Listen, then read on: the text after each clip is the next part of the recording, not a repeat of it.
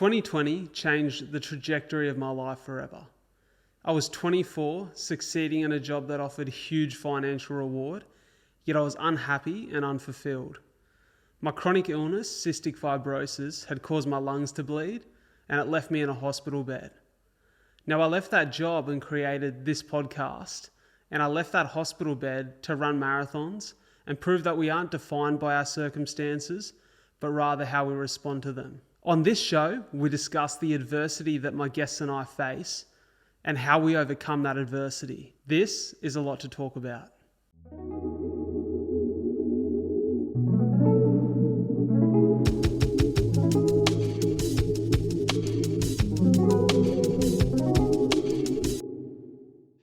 G'day. Welcome back to another episode of A Lot to Talk About. It's your boy, the captain of the ship, the man in charge, Bradley J. Driver. Of course, you're more than welcome to call me Brad. Here with a good friend of mine, a man who we call Layneo insaneo for very good reason. The insaneo is because he likes to push his body to the limits, which we're going to talk about today. But without further ado, from your home car or wherever you are, give a very warm welcome to the one, the only, Layne Storrier. How are you, brother? Good, mate. Good. I love that intro. All the time when I listen to your potties, it's like, out of all the podcasts, I reckon that's got to be one of the best intros going around. But I don't know how it's not out there more. Bro, we just freestyle it. You know how it is. Mate, but I don't think you've got it wrong once. I haven't heard it wrong once yet. Fair to say. Fair to say. I'll take it. Just a master of the skill. Like, even when I started doing my little bits of potty, I was like trying to think of an intro. I was like, you just can't match that. You can't match it. I tell you what, I had a tough one yesterday. I had a lad come down, really, really good dude, Nigerian background. And man, I got him to tell me his last name a couple of times, and I just couldn't get the middle of it. I just kept butchering it. So, but it happens. You're not extremely perfect then, mate. I can't be perfect in every area of my life, mate. So there are certain downfalls. 99 out of 100 ain't bad, eh? 100%. 100%.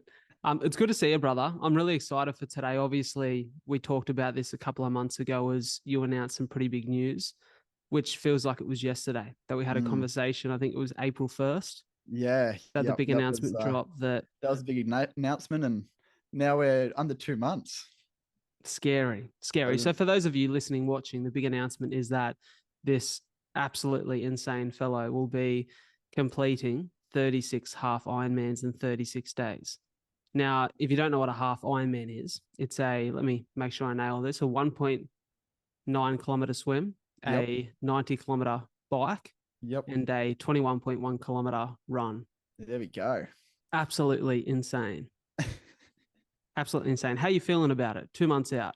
2 months out. I'm feeling pretty good. It's surprising. We done the biggest load week 2 weeks ago, which was pretty much half the distances of the week. So we done about 75k of running for the week, 240k on the bike, and 8k in the pool, which is thereabouts of what I'll be half completing over the week, while still doing my full-time job and all this general run around of life, I guess. So I was pretty confident coming out of that until I got to the Monday after that week, where the body just obviously had to absorb everything that I'd trained for over that week, and it just smashed me in one day. And I was like, oh yeah, this is what I'll be dealing with over the challenge. But in the sense of it, I'm actually really excited.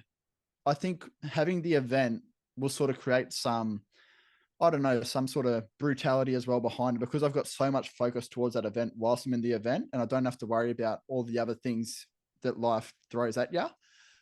So yeah, I'm feeling pretty confident, but that could all change in the space of 2 days as well. So it's just going to be a big grit fest, I reckon. Bloody oath it will be. I guess for context and a little bit more clarity for everyone listening, watching on, this will kick off on the 1st of September. So it's likely that you'll be listening to this episode maybe just over a month out from the actual start of the challenge. But let me tell you, with 36 days of absolutely grueling tests on the body, you'll have plenty of time to dive in and support this fella. Talk to me about why 36 half Ironmans in 36 days. Like, where does that come from? So the first thing that sort of got me to triathlon was I'd actually watched a documentary on the Iron Cowboy, he's got a documentary where he does 50 states of America, 54 Ironmans in 50 days, which that honestly just blew my mind. And that was only probably about 18 months ago that I watched that. And I think I watched it 4 times in the first week of watching it. I was just gobsmacked that someone's body could go through that. Just absolute physical and mental. Like, he was averaging 2 hours of sleep, and it was just like such a grueling challenge. And pretty much ever since then, I just got hooked on triathlon to a degree where I rocked up to my first triathlon they do like a club meet down at Macquarie Fields there. And I rocked up there on the first Sunday, and I just went and told people, oh yeah, I'm going to go and do an Ironman, without actually ever doing a little triathlon or anything before. And everyone's looking at me going, oh, so like, how long have you done triathlon for? I'm like, oh, this is going to be my first one, which was just like a little sprint try. I think it was like a 300-meter swim, a 20K bike ride, and a 4K run. And I hadn't even done that yet. And I was just telling people, like, everyone I was speaking to, like, oh yeah, I want to do I'm just going to start doing these Ironmans like they're nothing. And within that first little sprint triathlon, I was like, oh yeah, this is a real deal, because it's one of those things for me, swimming, I'd struggle with. And it's also, I'd never ridden a bike either. So like, unless I was 5 years old when you learn how to ride a bike, but it was all these new little skills that I had to learn that it was really difficult for me. Obviously I can get out and run, but I really struggled with trying to get all those little skills. And I got addicted to the whole process of, how do I get better? Even though I haven't got much better at swimming. It's just one of those things that I really got hooked into right away. And so once I got into that, I was like, oh, what's the biggest and best thing to do?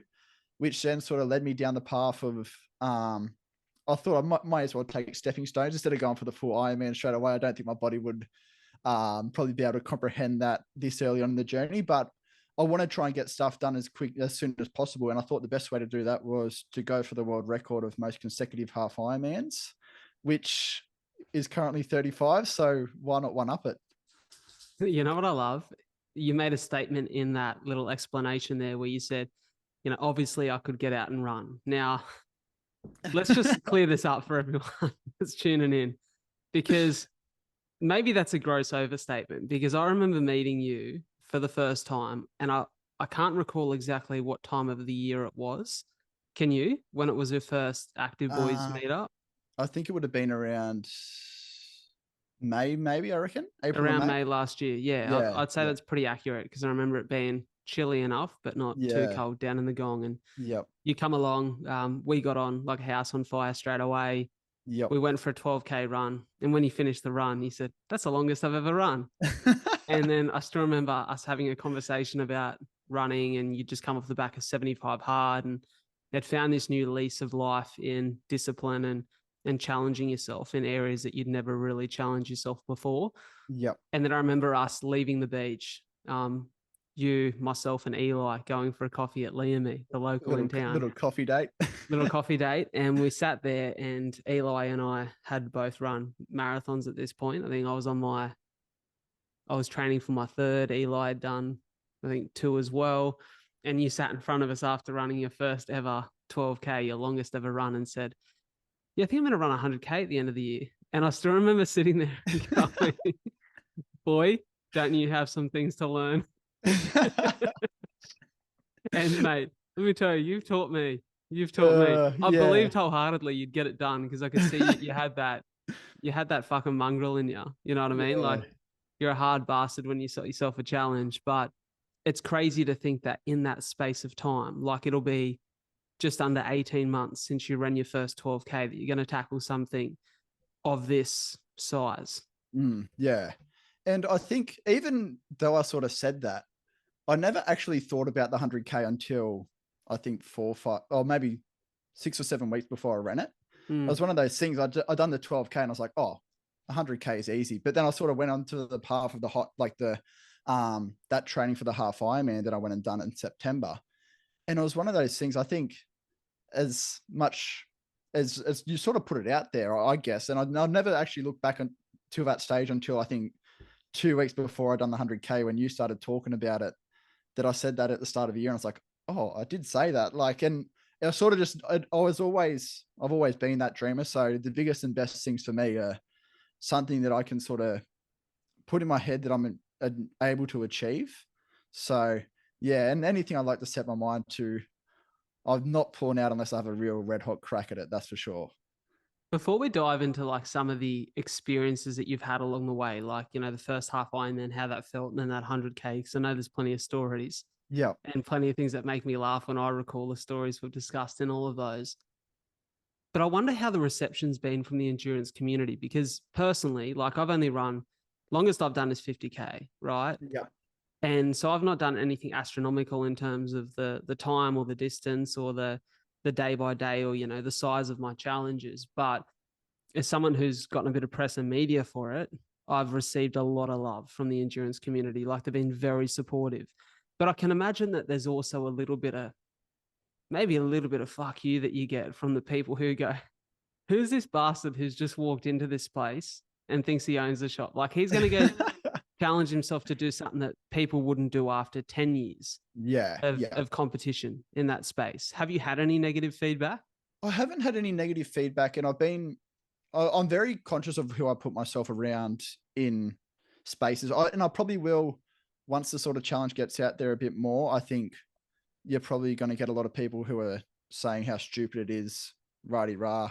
But at the moment, I've got myself, and this is why I sort of think I am able to achieve the stuff like the 100K or going and doing whatever I set my mind to. I've been extremely lucky, like, especially with my family growing up. My parents have always said, whatever I set my mind to, I can go and do. So, and that's always led back to when I was a kid. Like it was playing footy, like then when I went into the job site, like getting my builder's license, everything like that, my parents always showed like a massive amount of belief in me. Especially like both my younger sisters did as well. It was always like, if you put your mind, like if you even think about it, you can go and do it. So I've always been really conscious about putting myself around people that believe in what I can do, and not as much as I do like to have people around me sort of, as soon as someone tells me I can't do it, it's like I get the biggest fuck you mindset. It's like if someone says, and I've been sort of praying for someone to actually come up to me and say, you're not going to do it, because it's like, I can't wait. Like I've literally been waiting for someone to go, you're not going to do it. And it's even in a sort of little bit of a way. Obviously I've been trying to reach out to sponsors and whatnot. And when I reach out to a sponsor and they hit me with a no, I just put them on the nose list straight away. So there's a couple of people on that nose list that it's like, I can see where this is going to go or what I want to make of myself. And those people that don't believe in me, I don't want them in my circle anyway. So, yeah, that's where I sort of come to about, I just, yeah, I don't hear it sort of thing. And I don't put myself in those places where I'm super lucky now where I've got a great community around me where everyone supports what I'm going to go and do. And that's the people I listen to. So, and none of them are saying, oh no, I wouldn't do it. So that's where I like to come from it. I think that's a wise move. I think anytime you know, we've spoken about it heaps, anytime you engage in a community and surround yourself with people of that similar shared mindset and, you know, who are supportive and will back you 100%, it's a very good feeling. And it gives you a level of resource that you don't have when you're in the opposite. You know, the fact that you can lean on so many people for advice, for training, for knowledge, who have gone and maybe not done what you're going to be doing, because nobody's done what you're about to be doing, but have experienced similar challenges, who can share similar thoughts and feelings on what worked for them, what hasn't. Has there been anyone really significant in, I guess, the knowledge department, a coach?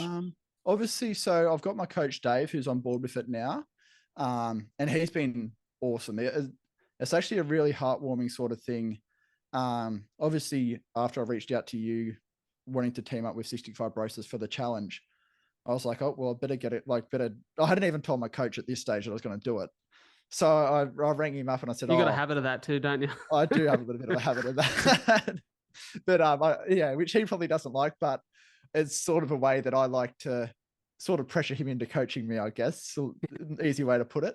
And to have someone like him on board, the real reason why I love having Dave on board as a coach, and he's just a normal guy. Like you wouldn't pick Dave as a coach walking down the street. He's just a genuine Aussie dude. And when I told him about the challenge and doing it for cystic fibrosis, he said to me, he's like, all right, he goes, I'm all in on you. And he's like, I've got my full support behind you. I don't want you to pay for training. Like I've got full belief that you are going to do it. If you're doing it for a charity like cystic fibrosis, I'm all in on it as much as you are. So to have, that's awesome. so to have someone like that believe in me straight away, it honestly took me back a couple of steps because I was still ready to pay him and all those sorts of things, but he can sort of see what I could do as well. So having him in my box is awesome. And then I've also got my strength coach who done the same thing as well, Luke from Evolve Fitness. Once he found out about the challenge, he actually hit me up straight away because I hadn't even spoken to him about it yet. And he just saw it when we done the launch. He's like, brother, what are you doing? Like, what's happening? Let's jump onto a call and I'll set you up for free. I'm on board. So to have people like that, and then obviously Tay, my girlfriend, she's helping with my swimming and that. But to have those people that want to just literally help you for you yourself, but they really believe in you as well. That's the biggest thing, I think, to have those people around you. And it's not like going out and trying to get the biggest and the best coaches. And like, I genuinely believe in the team that I've got, but we're all small people. We're all just genuine people. It's not like I've got to have a coach that's got 20 million followers to go and do this challenge. Like, because if you waited for that time to happen, you're never going to do it. 100%. I think that's the thing. You've got to take what you've got and move forward and have a crack anyways. And I'm I'm a big dreamer. Yeah. Like I live in the dream realm, and I think it's really important to shoot for the stars and at least test yourself. 100%. And I have full belief that you will do it. And I'm also, I should say for everyone who's tuning in, if you don't already know, there's a huge link between what I've done in the past marathon-wise with Cystic Fibrosis Australia, obviously as a CF patient, very close to my heart. So it was very touching when you made that call, you made that message to me and, asked whether we'd be on board and whether I'd be happy to help, set up that connection for you. And it's been great to see. And it's been a sigh of relief for me because there was this weight of expectation on my shoulders that I've got to be the guy who goes out and does the crazy endurance stuff to raise money for CF. So you've well and truly saved me a whole heap of hassle. Yeah, pass the button on that one, mate. Yeah, exactly. So a little bit of strategy on my behalf too. Yeah. But I want to talk about, in particular, one person you mentioned in your support circle there, your partner, Tay.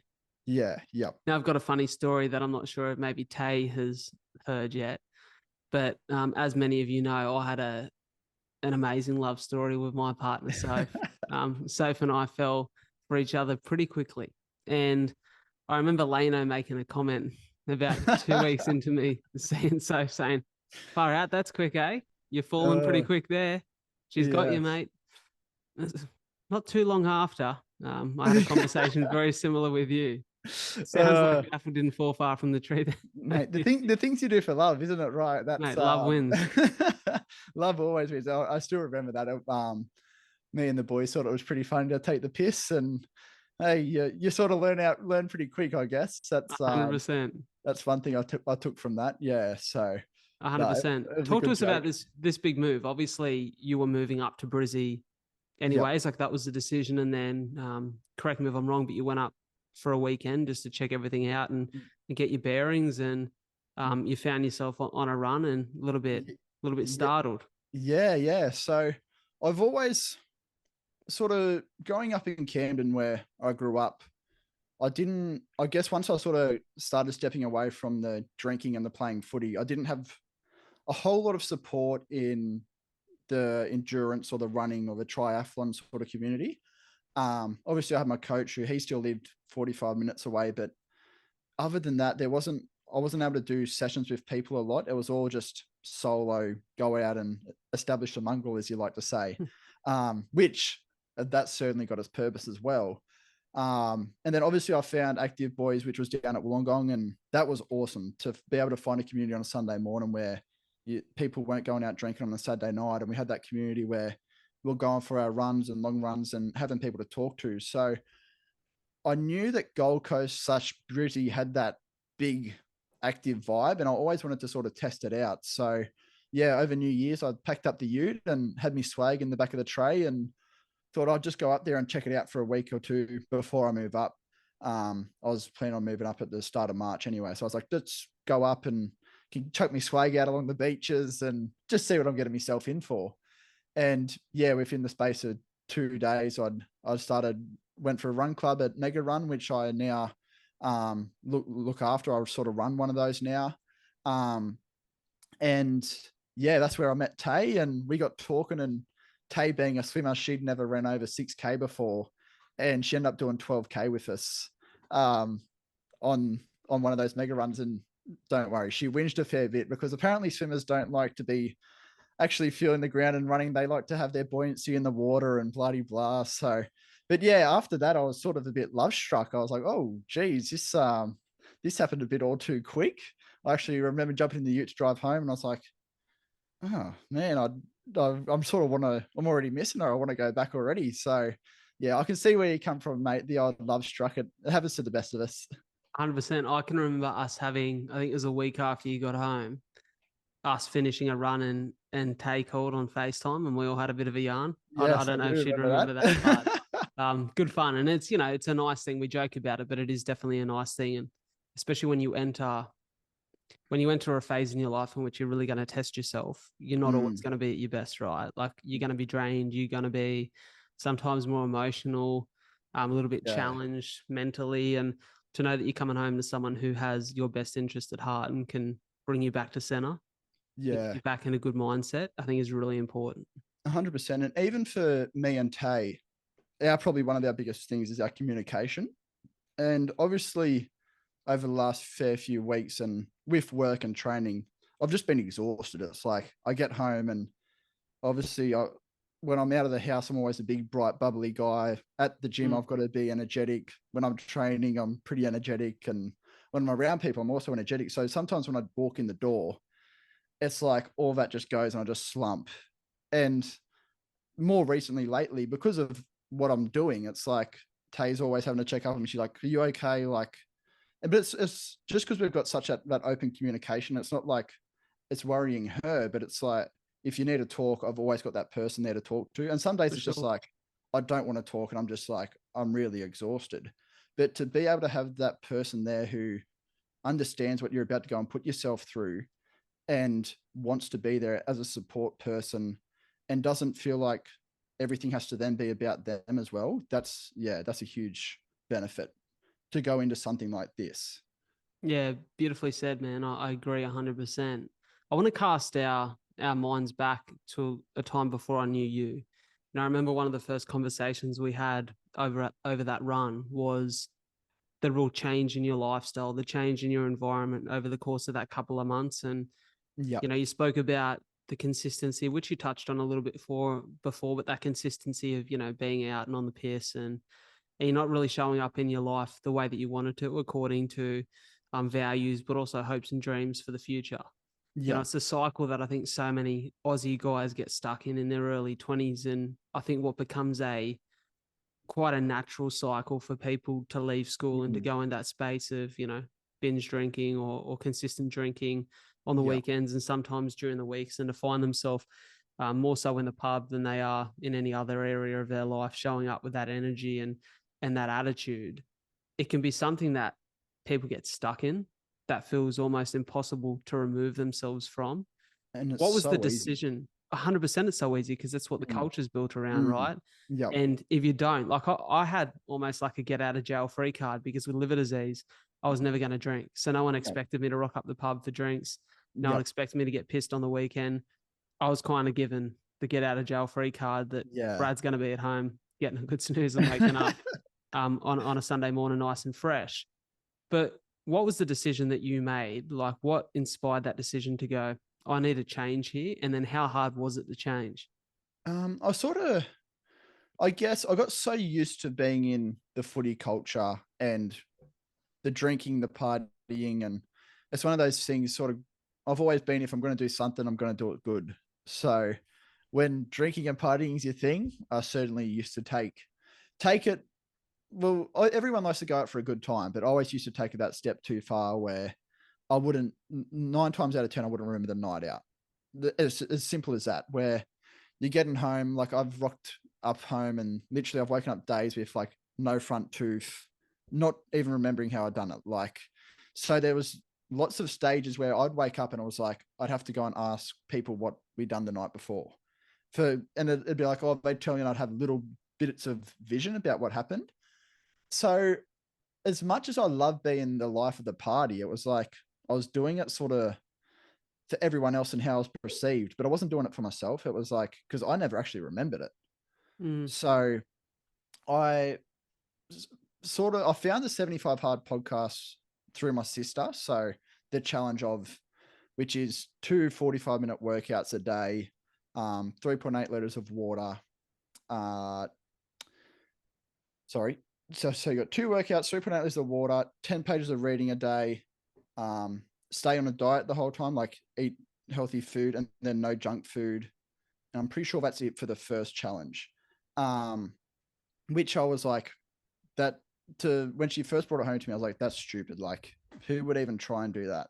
And then once I started listening to Andy Frisella's podcast, I was like, oh, this is actually, I probably listened to like 50 of his podcasts before I actually even started the challenge. But a lot of it was talking about the non-drinking or doing something difficult in your life where you can actually get something from. And at that stage, I wasn't doing anything difficult.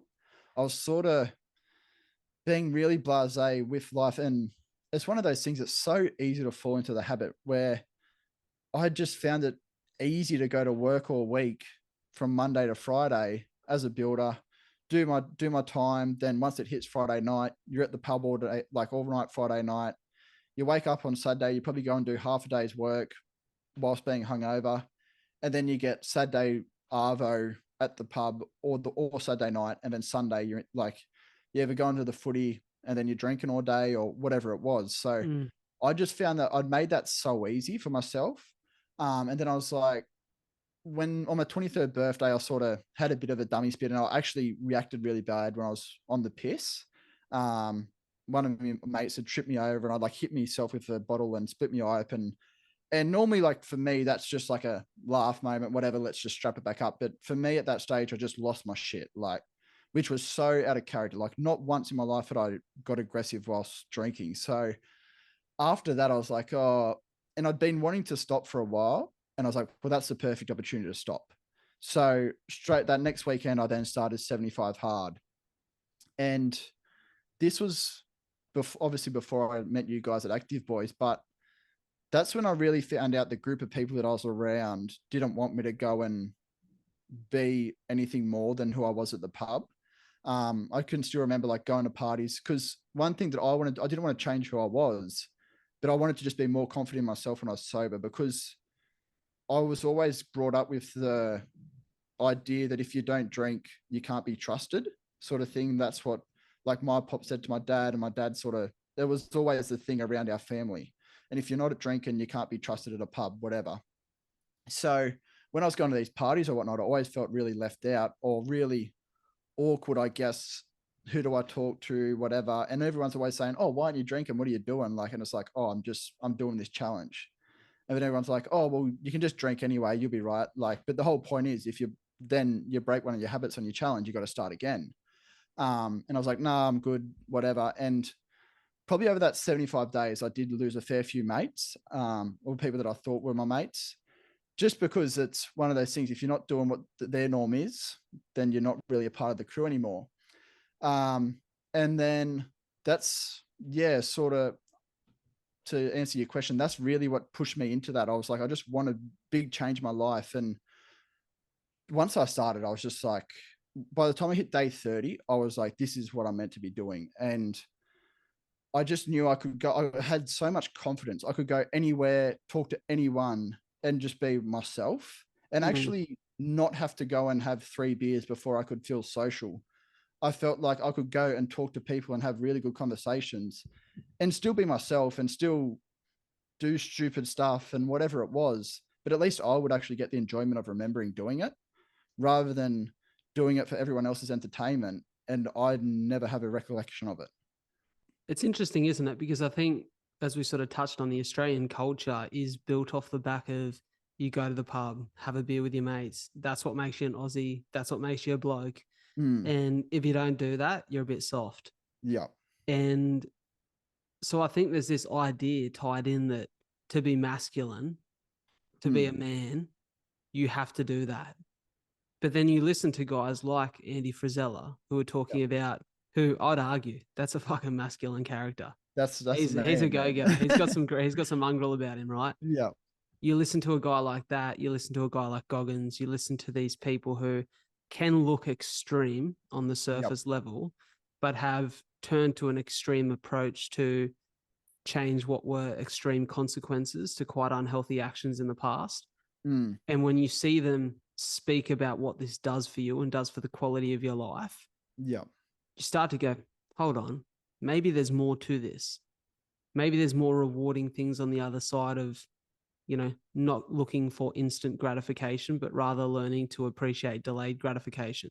Yeah. And I think that's the challenge for a lot of people. Like I said, personally, I never struggled with not being able to drink because I couldn't. Like I knew from Yep. the age of 9 with liver disease that I would never drink alcohol. But I remember being like 16, going to a party or going, to what we used to call an open house back in the day for all the young kids where Yeah. I listened to this. I didn't go to many of them. Wasn't really my cup of tea, but I remember going there and always being the odd one out because I wasn't drinking. Mm, And I remember thinking, like, this feels okay for me, but they all think that I'm the odd one out here. And I don't feel yeah. that odd Yep. because I know this is the way that my life is going to be. But I wonder at what point in time it changes or shifts for them. And Mm, I used to deal with it probably not in the most positive way, where I used to kind of lash out a little bit at my mates and go, fuck, pull your heads in. You know what I mean? yeah. Like, or Yep. I didn't like seeing people show up as not the best version of themselves because I knew the kind of people they were deep down.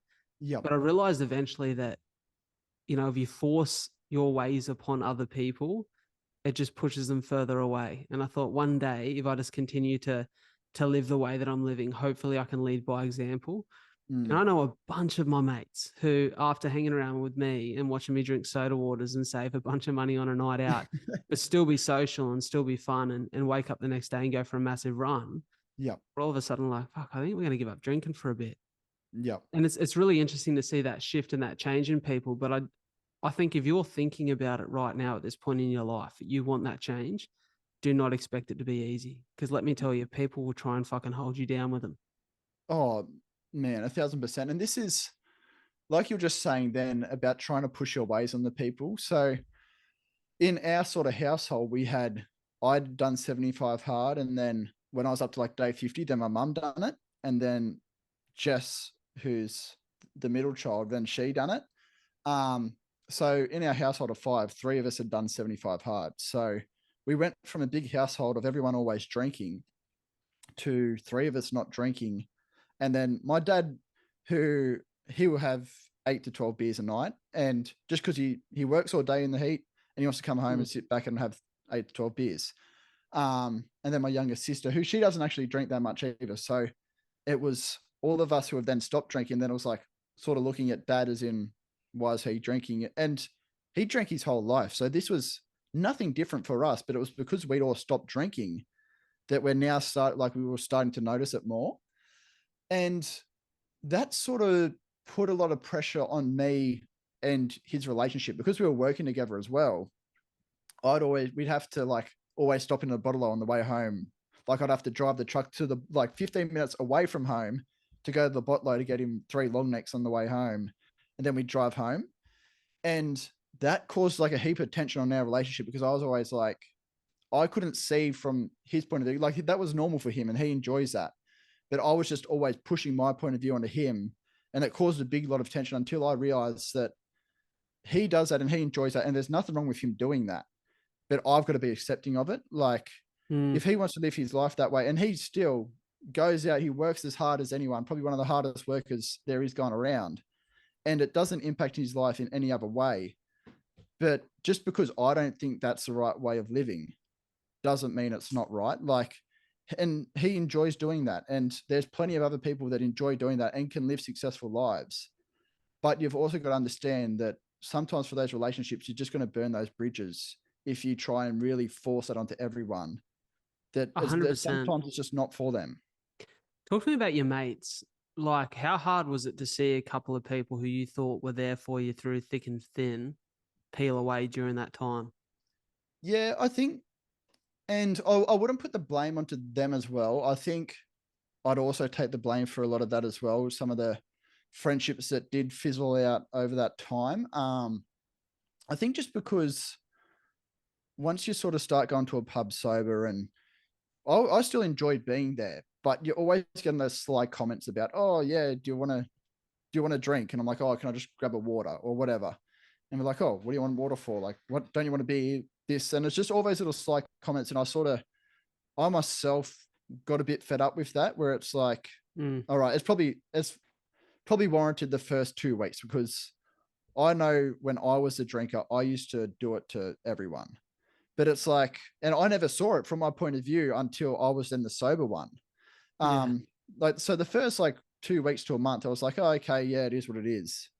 But then once it starts getting to that stage of 2-3 months, and you're still going to the pub and it's still the exact same words that are getting said, I was just like, well, what's the point of me even being here? Like, you already feel like you're left the odd one out, and then you sort of feel, even though I could still get there and I'd still be the life of the party or life of the pub, whatever, I'd still be out making jokes, talking to everyone, but you just still feel that bit on the outer, obviously because you're not on their level of being pissed and running around carrying on. So yeah, I think, look, and that's the thing, like, it's not for everyone. Like, I wouldn't say everyone wants to go out and train 25 hours a week like I do, because it even for me, I sort of look at it now and I'm like, shit, that's a lot to comprehend. So I don't try and push my ways of how I live onto everyone. Like, I enjoy the way I live and I love my lifestyle, but I know for someone who wants to go and drink at the pub and whatnot, that's for them. And do I think living a lifestyle more close to mine would be better for them in the long run, and they'd be able to build a lot more confidence up being sober? Yes. But some people just really don't want to take that step. There is so much pressure that they put on themselves to never take that step. Like, I've had mates that tried, like, they ask, oh, can I have a book that you recommend? And it's like, you give them the book and then you ask them 2 weeks later, oh, how do you go with the book? It's like, oh, I've read the first 2 pages. And like, some people just really don't value their own word. I think that's what I sort of think the biggest thing for me is, if I say I'm going to do something, 99% chance I'm going to do something unless something goes really wrong. But there's so many people that will say, oh yeah, I'll come for a run with you on Sunday morning. So when it comes Sunday morning, they're hitting snooze on the alarm. They're going back to bed because they don't value their own word. And that's a big thing. When I sort of got away from drinking, and I've always been lucky that my parents raised me to say, like, value your own word, be a man of your word. So I've always had that self-belief and that self-value. If I'm saying I'm going to go up and get up at 4 o'clock in the morning, as soon as my alarm's going off, I'm getting up. There's no way that I'm hitting snooze and going back to bed. Like, that's just, I'd never give myself a chance to do that.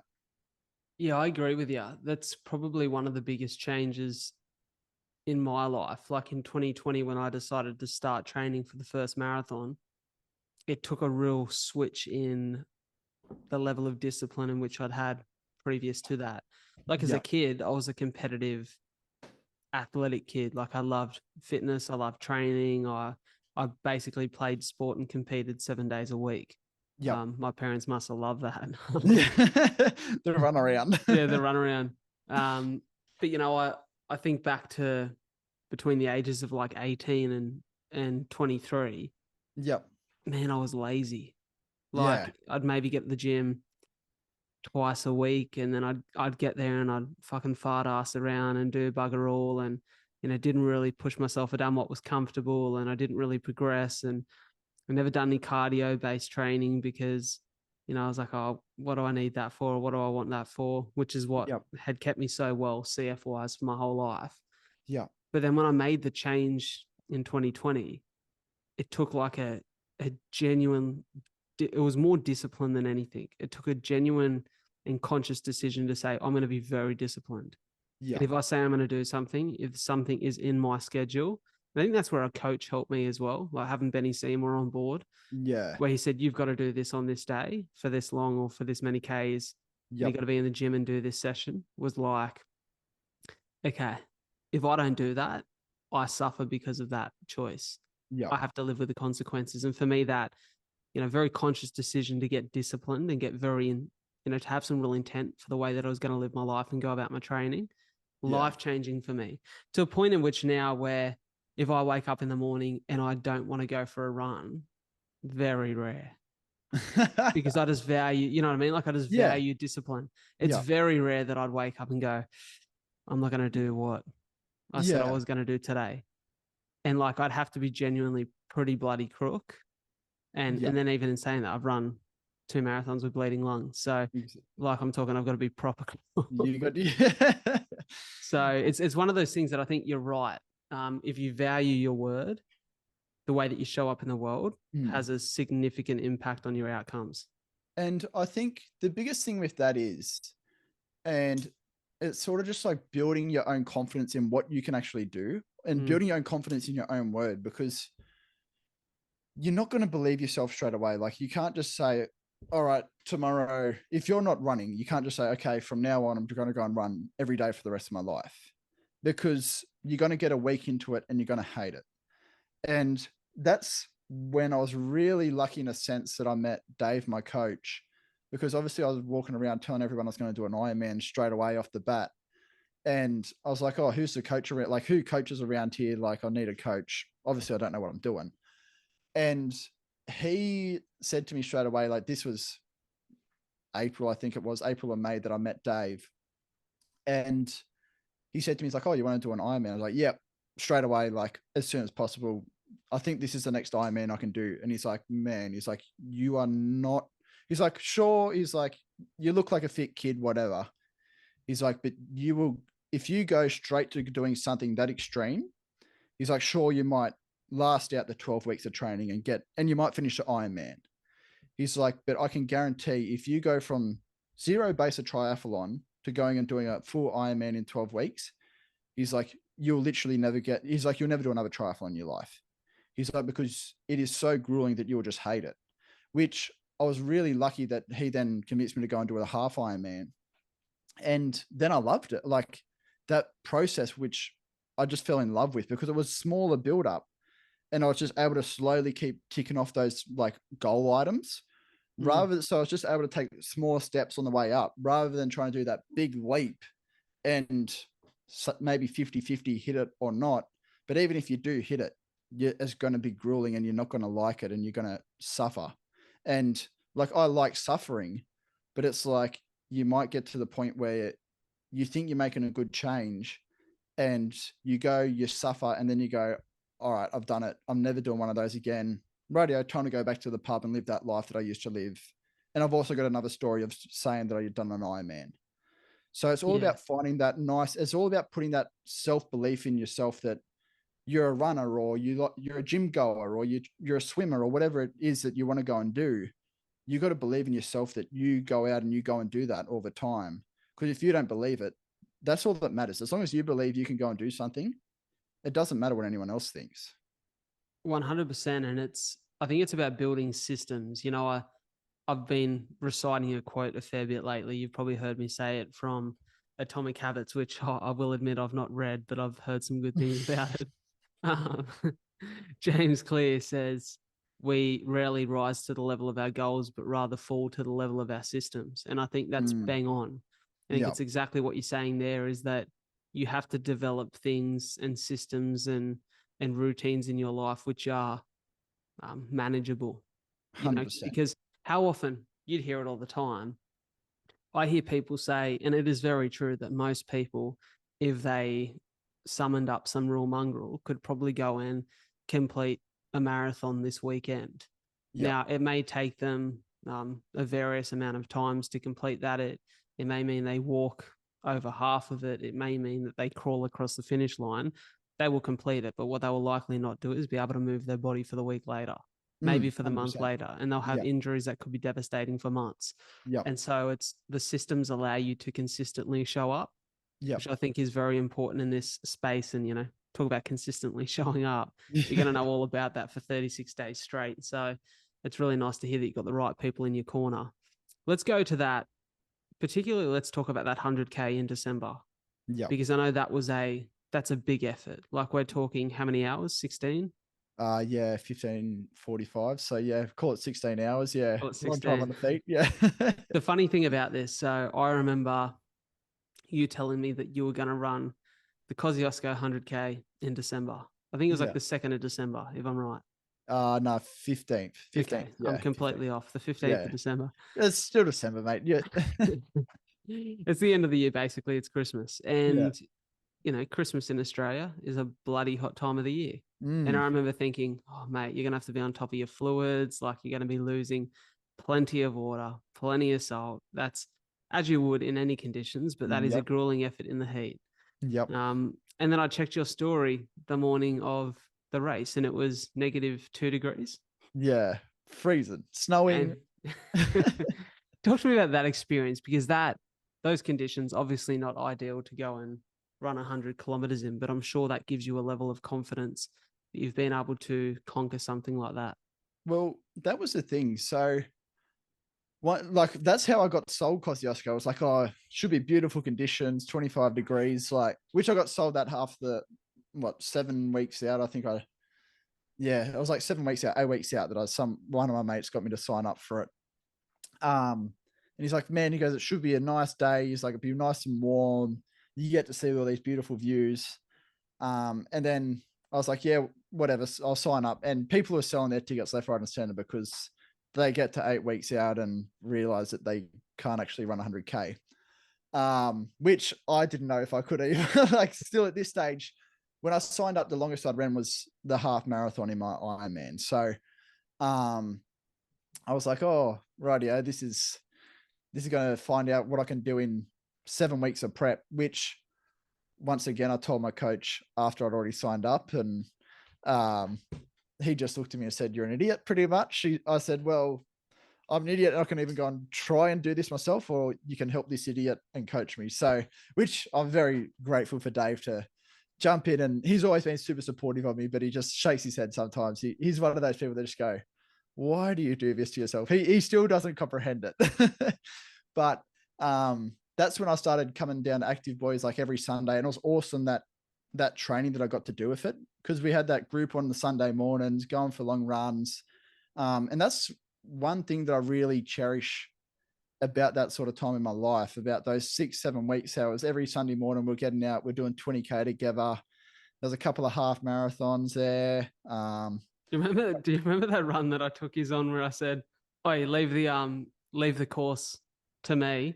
I'll take you on a bit of an adventure. Oh, you were going to take us through the park, and the park was shut. Going to take you through Botanic Gardens that was shut. Then we went through an oval that was completely bogged, like it was that muddy, and we're running across fucking freeways. And last time I was ever allowed to plan a course. Yeah, the Strava King. Yeah. No, so, and it was all like the friendships that I built up through that sort of block of training was awesome. And then, I got to Kosciuszko, and I think like 2 weeks out, because I was the same as you, middle of December, it's going to be hot. And they give you like this it's like 3 pages of stuff that you must take. And I've reading the list, and I'm like, I don't need to take all this, but it's mandatory to have. So I was like, oh, I'll just go and buy like a cheap long sleeve that they say to get. So normally, I think most people like spending $500 to $1,000 on gear. I think I spent like $100, because I was like, I'll just get all the cheapest shit because it's going to be hot and you're not going to use your thermals. And like, I'd grab Dad's old waterproof pants that had holes in them, and or just, I was like, I'm going to show them it, and I'm just going to chuck it away because I'm not going to use it.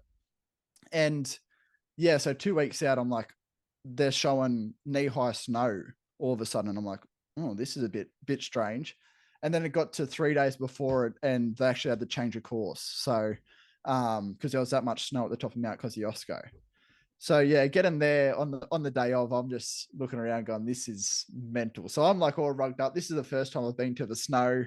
I've got like 4 jackets on, walking around like a big sumo bloke. And I'm like, oh, anyway. So pretty much as soon as I took off, I got about 1K up the road, and I had to pull like 2 jumpers off. I was sweating bullets.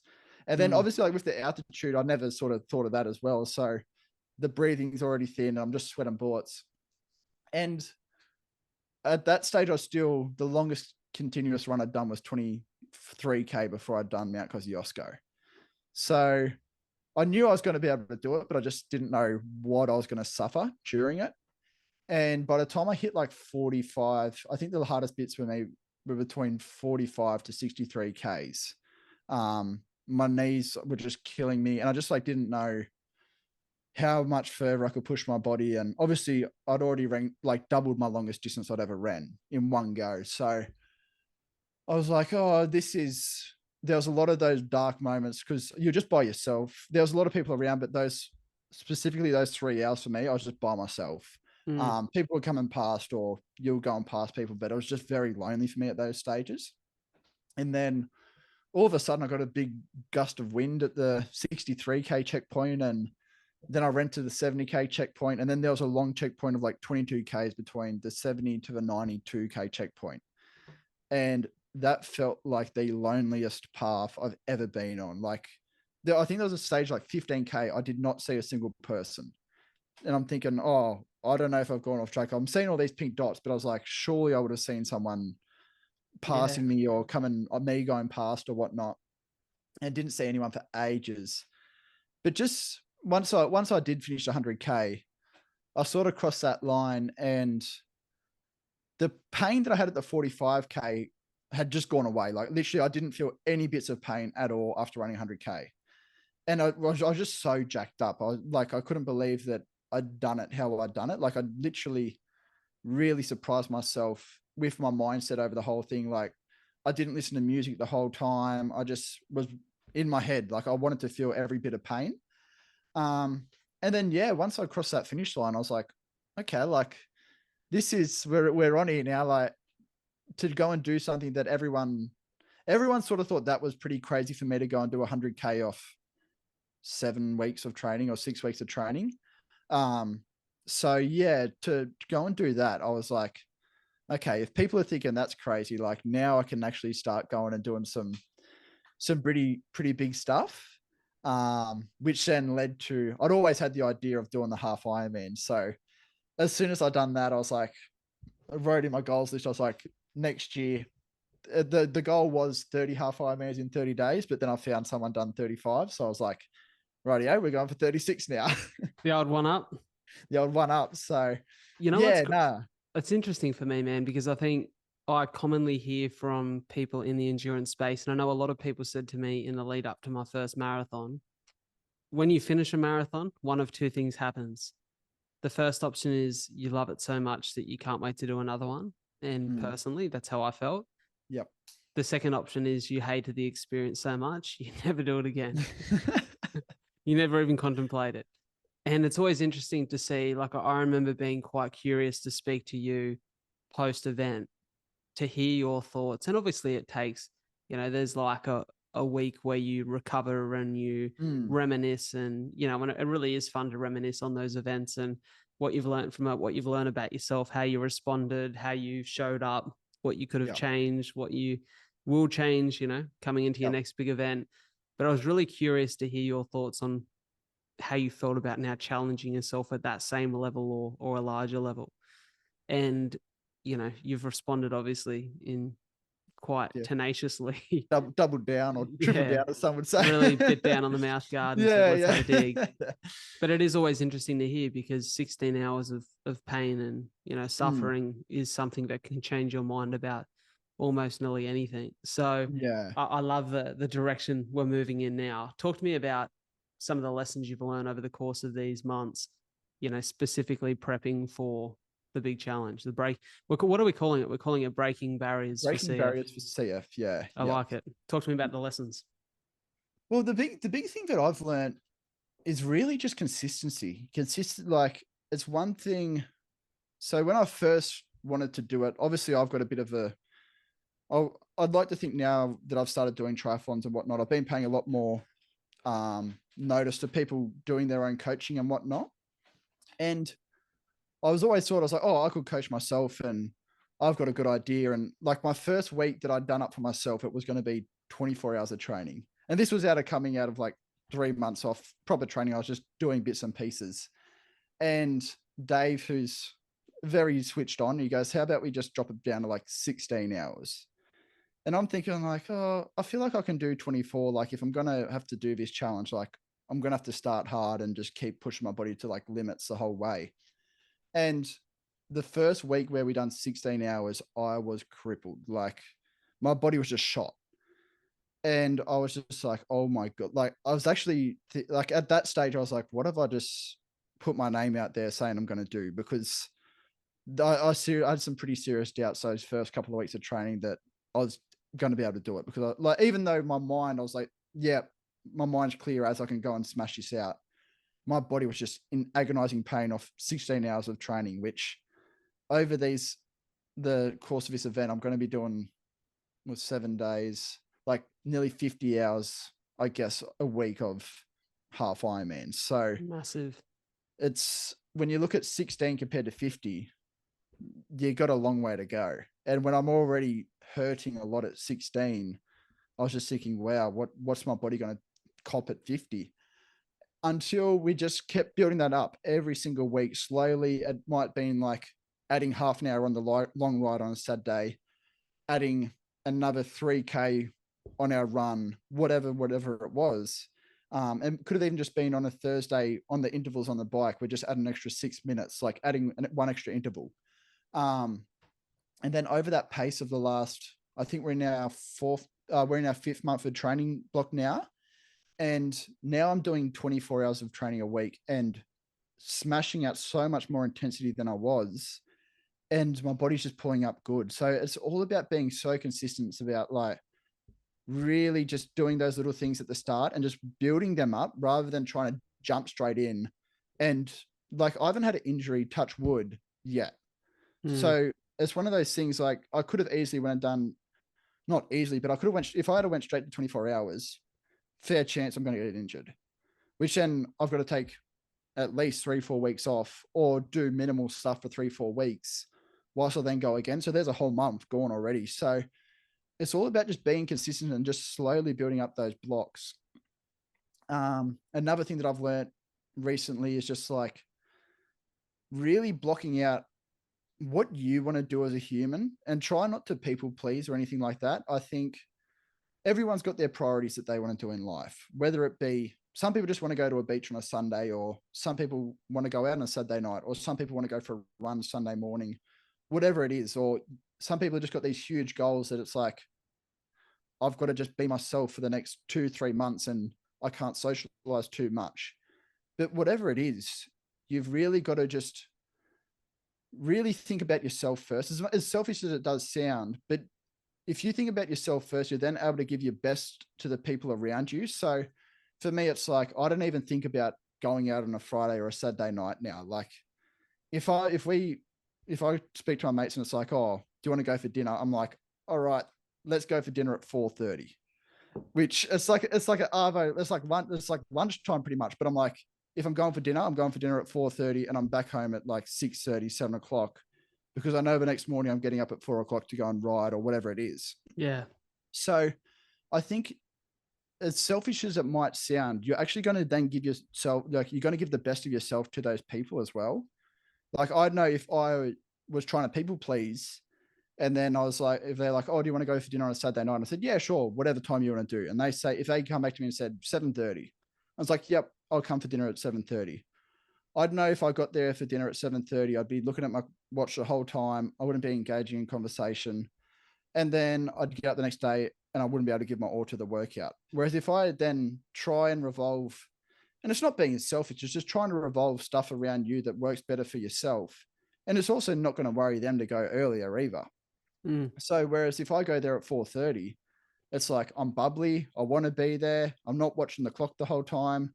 I still know no matter what time you can stay there talking for 4 hours.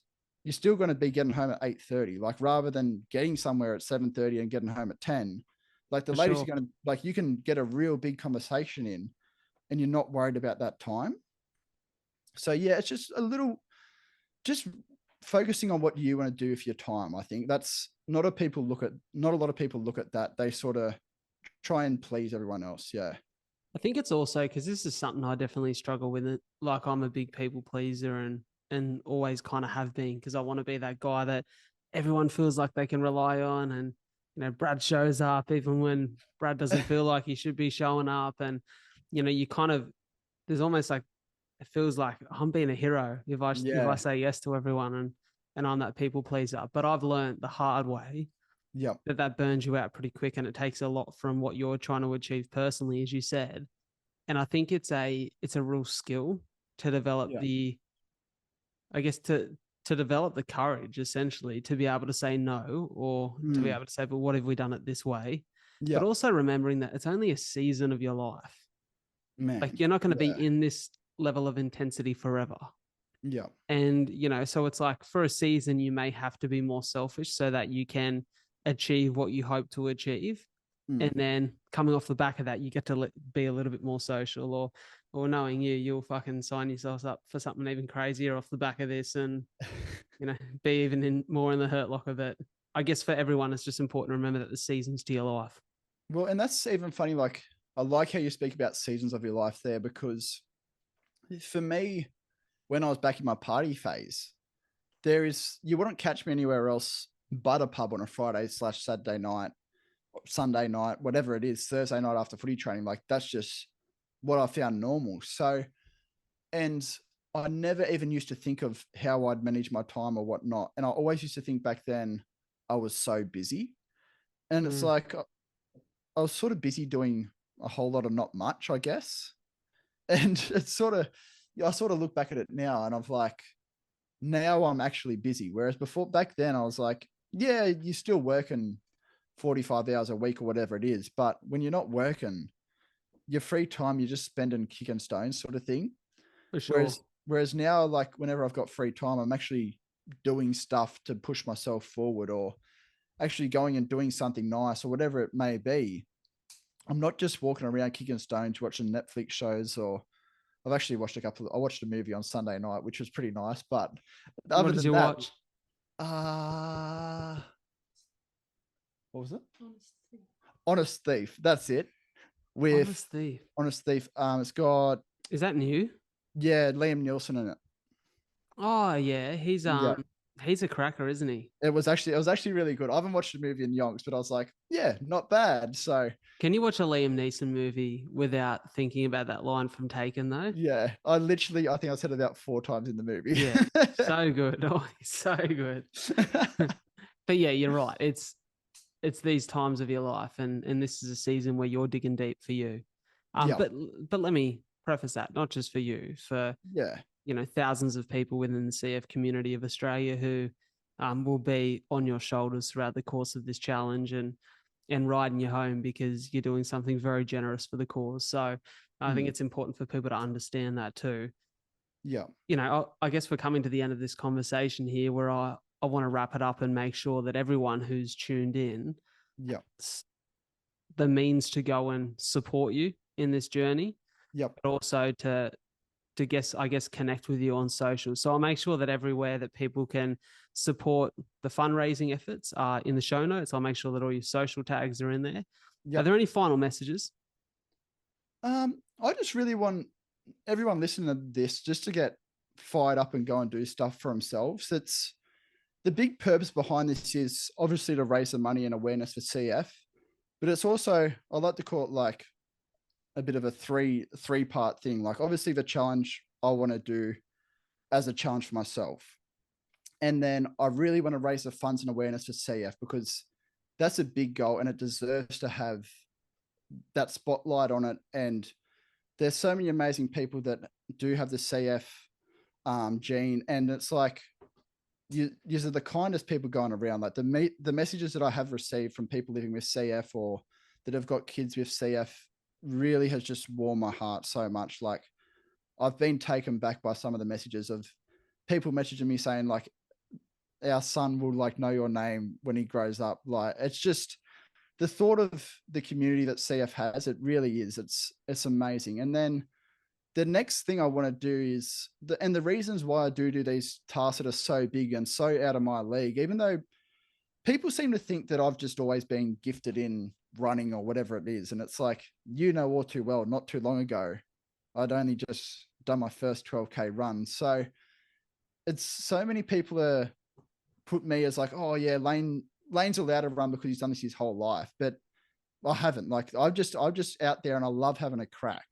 So if I could send everyone off with a message, it's just like, get out and have a crack at what you love. And it doesn't have to be the same thing as me. It's not like I'm going to force everyone to go and jump in a pool. And actually, I don't enjoy swimming. It's not like I'm going to force everyone to go out and run. Like, I enjoy running, but go and do what you love. And if that's just spending more time with your family or going out and playing golf or playing darts or whatever it is, just have that crack. Like, life's too short not to enjoy it. So I really want people to go out and chase after their dreams. And that's what I sort of really want the big takeaway of this to be.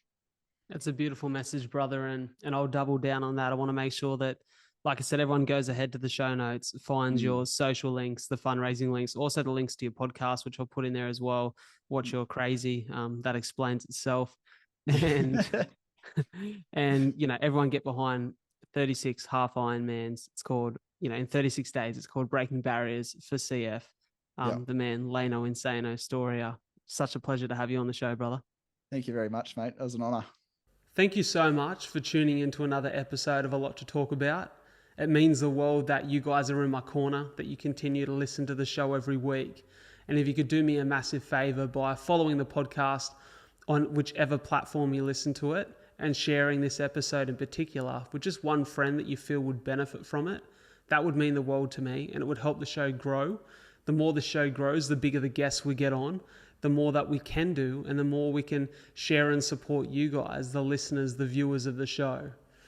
Before I go, I want to pay my respects and recognize the traditional custodians of the land on which we meet and record this podcast. The Aboriginal culture has such a rich history in storytelling, and as a passionate storyteller, I really hope that the stories we share and connect with on the show can allow the many cultures that now call this beautiful land, Australia, their home, to come together and continue to respect the stories and the culture that make this the land it is today. Thank you so much for tuning into A Lot to Talk About. I'll catch you next week.